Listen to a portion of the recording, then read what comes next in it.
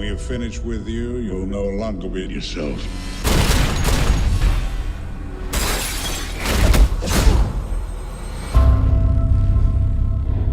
I remember. Hello, and welcome to Film Rant.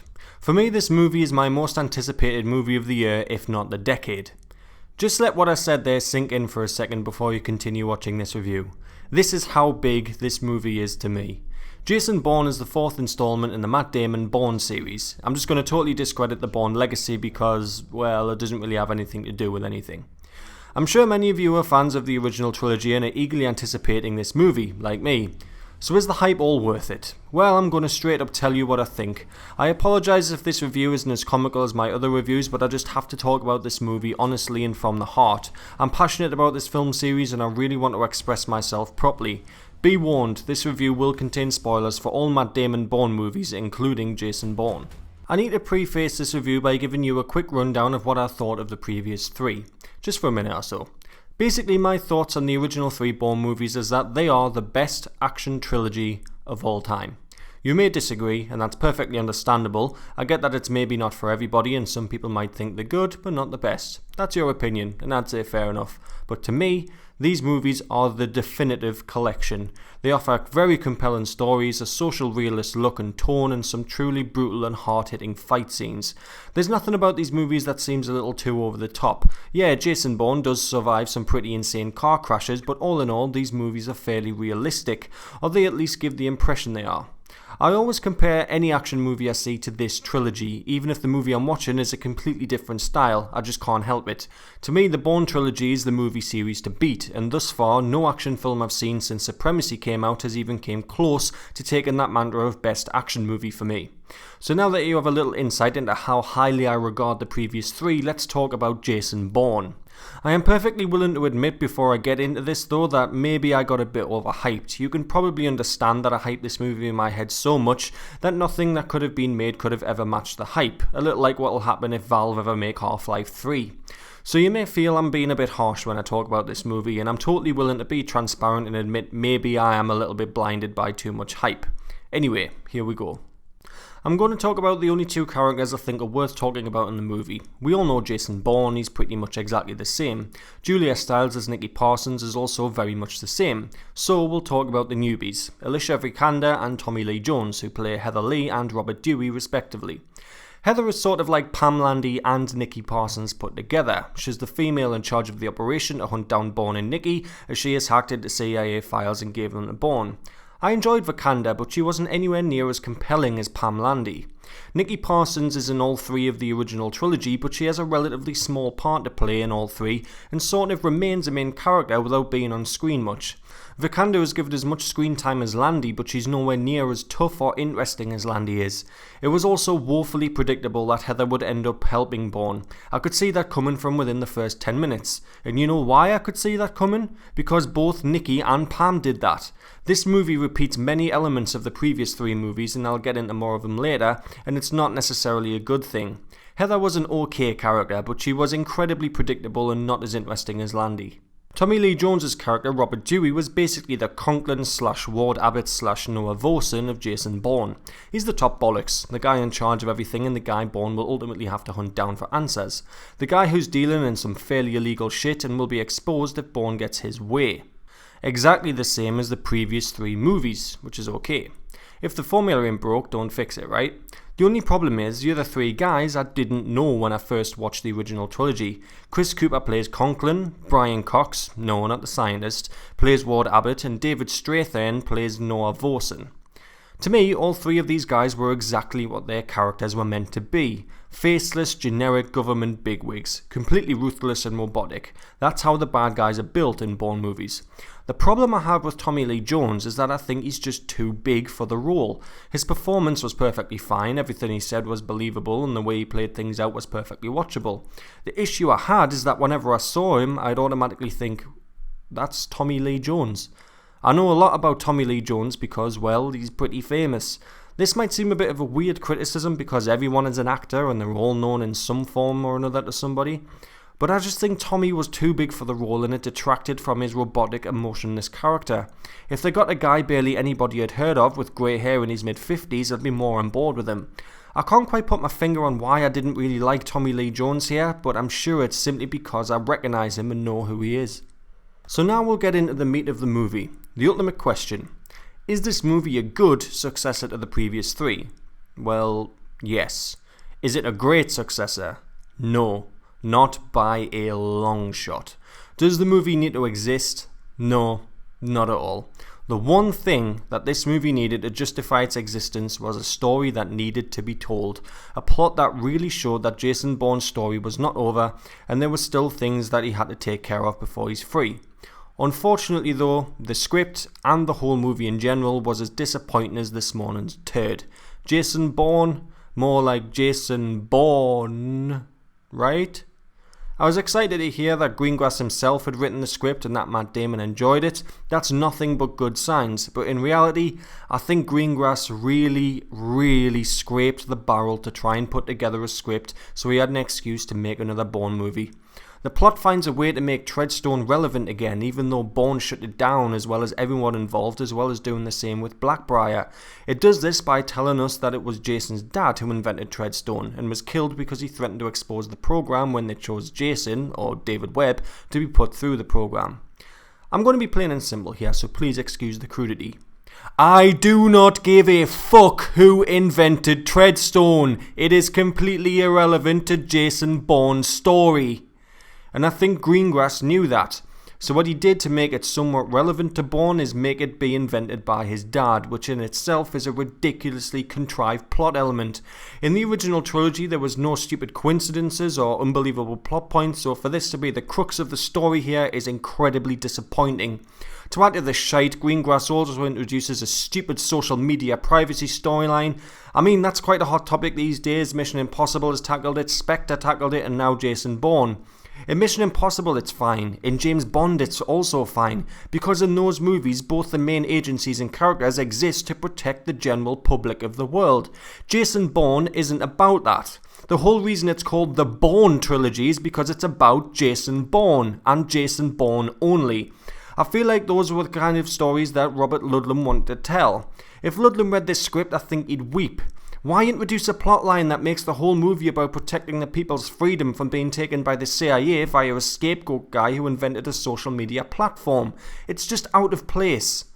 The real story here is Jason Bourne getting revenge on an assassin for killing his father, as well as taking out Tommy Lee Jones because, well, he sort of gave the order.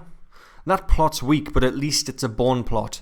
The social media thing was just so out of place and completely unnecessary. I can appreciate Greengrass is trying to give the film some kind of message and challenging the idea of public surveillance via media, but a Bourne movie is not the place to do it. Because of the really contrived and stretched revenge story that is the centre of the movie, as well as the unnecessary surveillance storyline, the whole plot is duller than an interview with Andy Murray. Can you describe yourself in 3 words? Boring, unfunny, and miserable. One of the biggest disappointments is that there was not one memorable scene in this movie. You may think there was, but for me, there certainly wasn't. Think back to the original trilogy. We had that brilliant scene in Identity where Bourne has to protect Marie, Eamon and his kids from the agent that's come to take him down. Bourne then has to engage in a stealth hunt through an open field where tall grass and trees are the only cover. In Supremacy, we have the really satisfying part where Bourne reveals to Pam Landy that he's watching her, twice, as well as the awesome car chase at the end with Carl Urban where Bourne is shot and has to attend to his wound while escaping Urban in a taxi. In Ultimatum, we have that fantastic scene at the start of the movie where Bourne has to escort the journalist through Waterloo Station while avoiding various government operatives and security cameras. They're all really impressive scenes, and generally, whenever I think of each movie, I think of each of those scenes immediately. Jason Bourne has nothing even remotely close to those. There's not really any tension and there's not any cleverness to any scene. One of the most compelling things about Bourne is seeing how well he thinks outside of the box, like when he uses ordinary objects against weapons in fights, and how he always has some kind of positional advantage or diversion in place. That scene in Ultimatum where he calls the police, saying he can hear gunshots and that he thinks they're Americans to lay down a trap for the arriving government agents, is just genius and slick, while also believable. The closest Bourne comes to that in Jason Bourne is setting off a few bombs so alarms go off when he's trying to intercept a former CIA operative, and shining a light on a sniper as he's about to assassinate the social media guy. None of the scenes were as thrilling or as well thought out as any of the major scenes in the previous three, which again is just more disappointment. That's not to say that the action scenes weren't good though, they are enjoyable. The melee combat scenes were still just as hard-hitting and brutal as the previous three, even if there really only is one scene that actually goes on for an amount of time that makes it worth it. Bourne ends up putting down a hacker almost immediately early on in the movie, which was a little disappointing. I was expecting to get a good fight scene there, but I guess the guy is only a hacker after all, so Bourne was obviously going to wreck him. The final fight scene with Bourne and his asset was great, and again featured Bourne using some kind of household object against a knife. I think it was a pot he used, but whatever it was, I liked it. The car chases are still as good as the previous three, but not quite of the same calibre. There was one part of the car chase at the end that was just flat out awful, and that was when the asset in the SWAT van just ploughed through a good 20 or so cars in traffic. The best thing about Bourne car chases was that they were somewhat realistic. This was just fucking ridiculous. The interaction scene where Bourne is fleeing from the same asset with Julia Stiles on his bike was a very good scene, but I feel it was introduced at the wrong time. Bourne finds Nikki and she tells him that she has some documents for him that he needs to see. Then they are compromised and they have to escape, but because she never told Bourne what those files were, he knew no more than he did when he first got there, which made the whole action scene have absolutely no stakes. If Bourne was shot and killed in the scene, absolutely nothing would change. Obviously our hero would have died, but in the realms of the whole story, nothing would change as he didn't know anything that could cause effect on something. If she had told him what the files were before they had to escape, Bourne would have had something to fight for other than just saving Nikki, which would have made the scene much more compelling. I did like that the asset killed Nikki with a sniper at the end of the chase, but again, that was just taking another element from a previous movie and putting it into this one. It was pretty much the same as when Karl Urban shot Marie in Supremacy. Speaking of no stakes though, that was very much a mantra with Bourne himself throughout the movie. Jason Bourne is absolutely invincible in this movie. I know he's a badass motherfucker in all three previous movies, but there's always points where he's somewhat weakened. In Identity, there's the scene after he talks with Conklin where he's hit pretty hard and has to take a breath before throwing himself off the top floor of a building. He gets a fairly improbable headshot on the way down, which was a bit stupid, but the rest of the film was great, so I can let it go. In Supremacy, he's shot in the back and then has to flee in a car chase. That's Bourne at his weakest. In Ultimatum, he's almost blown up by Desh with his bike bomb. Obviously Bourne survives, but at least it shows he's vulnerable somewhat. In Jason Bourne, he pretty much dispatches everybody with relative ease and never really has to overcome any hurdles. There's a part where he hits a wall after grabbing on a wire, but in that situation he hurts himself. He's not hurt by his enemies, which is different. Bourne just seemed to have far too much strength and power in this movie compared to the other three, which made a lot of his fight scenes not have any real stakes because he would always win with relative ease. There was that choking thing at the end with his final battle with the asset, but that's just a fake suspense thing. I mean, how often do you see the hero strangled to death in movies? That fight scene was very good, but that strangling thing didn't really add anything to it. Finally, with regards to the script, I want to say how much I dislike Bourne's main pursuer in this movie, simply known as the Asset, played by Vincent Cassel. I feel like he was in the movie far too much. In the previous three, the assets are normally introduced and then are dealt with in a fight scene later in the movie. In Karl Urban's case, he gets two showdowns with Bourne, at the beginning and at the end. The asset in Jason Bourne was just far too prominent and he took up a lot of screen time that could have been dedicated to a few more plot points to make the movie more interesting. I also hated the revenge aspect of his story arc. He wanted to kill Bourne because when he exposed Blackbriar he got found out and got tortured.